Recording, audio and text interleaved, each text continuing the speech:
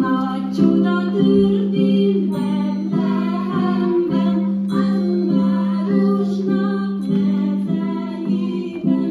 Leszállt a fényesség, körülvette szépség. Nézzen, pajtás, mi lehet ez? Pásztorok igen csodálkoztak, nagy félelmükben összefutnak.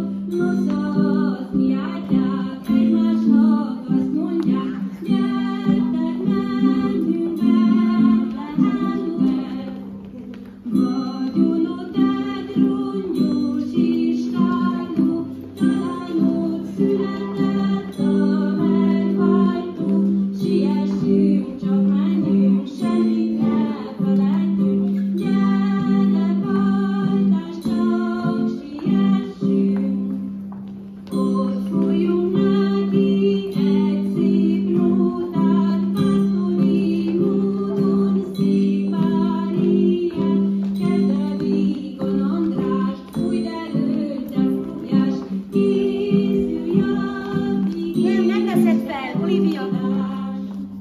Ó, kis Jézusnak csöndességben, nyugodjál köztünk békességben. Nekünk el kell mennünk, most már visszatérnünk, anyájunkat meg kell néznünk.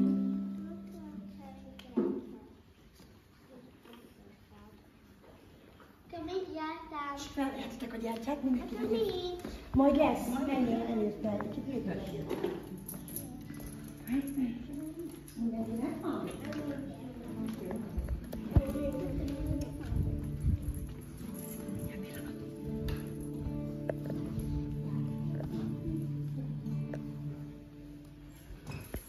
Nagy karácsony éjszakája, Jézus születése napja.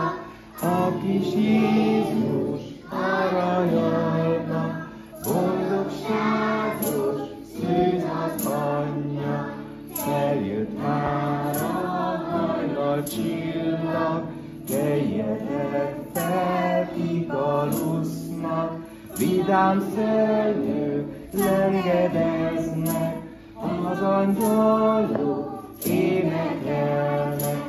Nagy karácsony éjszakáján, Jézus születése napján.